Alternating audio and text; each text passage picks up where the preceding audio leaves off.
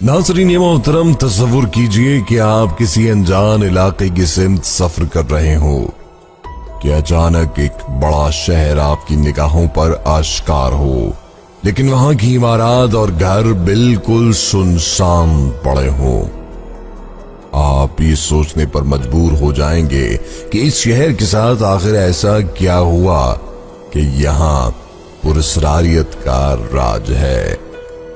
आज की इस वीडियो में हम आपको दुनिया के सबसे बड़े खाली व वीरा शहर की दास्ताने खामोश सुनाएंगे। कुदरत ने ऐसा क्या खेल खेला कि जिसकी बदौलत ये शहर आज एक बॉम्बे की सूरत हम इंसानों को मुतवज्जे कर रहा है। नाज़रीन मोहतरम, जजीरा नुमा इस शहर का वजूद जापान में पाया जाता है। कभी ये शहर हजारों अफराद से आबाद हुआ करता था। इंतहाई हैरत की बात तो ये है कि आज भी इस शहर के मकीनों का सामान जूं का तू पड़ा है, जिसे वो एक खौलनाक हादसे की वजह से यहीं छोड़ गए थे। जापान के इस इलाके को हशीमा आइलैंड कहा जाता है। दोस्तों, एक दौर था जब हशीमा नामी इस शहर वीरा में कोल माइनिंग की जाती थी। यहाँ रब ताला की तरफ से अता किए गए ज़ेरे जमीन कोयले के बड़े ज़खायर मौजूद हुआ करते थे। हशीमा आइलैंड जापान के अहम तरीन शहरों में शुमार किया जाता था। मोअज़्ज़िज़ नाज़रीन, कहानी शुरू होती है 1887 से, जब जापानी कौम के चंद बाशऊर बाशिंदों ने इस जजीरे का दौरा किया तो उन्हें ये इलाका इतना पसंद आया कि इसे एक शहर की सूरत में आबाद करने का फैसला किया गया। लेकिन हुकूमत वक्त की जानिब से जब यहाँ टीम्स मयार जिंदगी की जांच करने पहुंची तो उन्होंने एक और अहम इंकिशाफ किया कि इस जजीरे से मुत्तसिल समंदर की तह में एक बेहद बड़ा खजाना दफन है, और वो खजाना है कोयला। अब जबकि हुकूमत को इस जजीरे की अहमियत का अंदाजा हो गया तो उसने अपने मफाद की खातिर माहिर कानकुन इस इलाके की जानिब रवाना किए।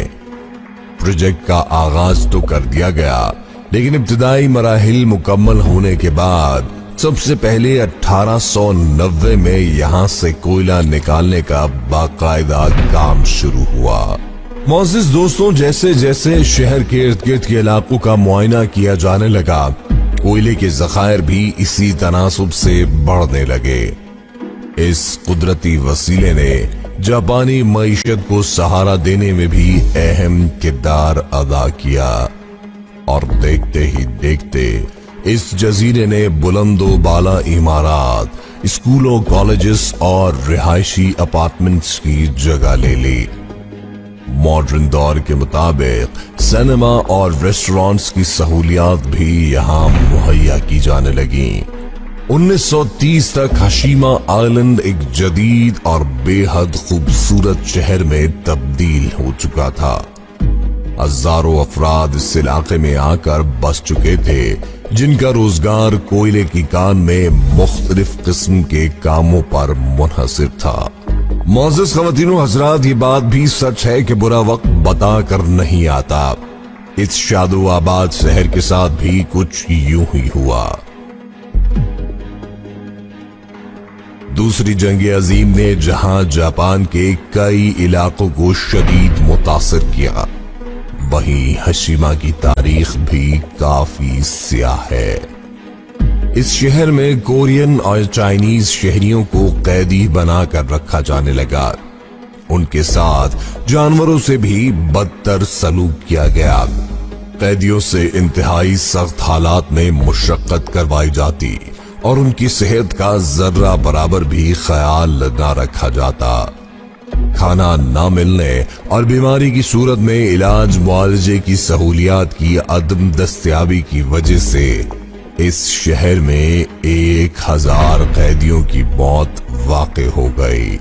जंग बंदी के ऐलान के कुछ ही अरसे बाद जापान के एक और इलाके से कुदरती तेल दरियाफ्त हुआ, जिसकी बदौलत हशीमा आइलैंड की जानिब तवज्जो कम कर दी गई। محققین یہ بھی کہتے ہوئے پائے گئے کہ چونکہ جنگ کے دنوں میں گولہ باری سے مائننگ پروجیکٹ اور مشینری مکمل طور پر تباہ ہو چکی تھی، یہی وہ وجہ تھی جس کو سامنے رکھتے ہوئے اس وقت کی حکومت نے کوئلہ مائننگ پروجیکٹ کو بند کرنے کا فیصلہ کیا۔ ناظرین محترم، ادھر شہر کے باسیوں کو ایک اور مشکل کا سامنا بھی تھا۔ ہشیمہ شہر کے رہنے والوں میں سے اکثر یہ دعویٰ کرتے ہوئے پائے گئے کہ مافوق الفطرت اجسام انہیں شب و روز تنگ کرتے ہیں۔ اس انکشاف پر چند پیرانارمل انویسٹیگیٹرز بھی بلوائے گئے جنہوں نے اس بات کی تصدیق کی۔ ان کا ماننا تھا کہ وہ قیدی جن پر ناحق ظلم کیا گیا، ان کی روحیں اس شہر کے گوشوں میں بھٹکتی ہیں۔ ان بڑھتے واقعات اور ذریعہ معاش کے ختم ہو جانے سے رفتہ رفتہ یہ شہر ویران ہوتا چلا گیا، حتیٰ کہ ہجرت کرنے والے خاندانوں نے اپنا سامان تک انہی گھروں میں چھوڑ دیا۔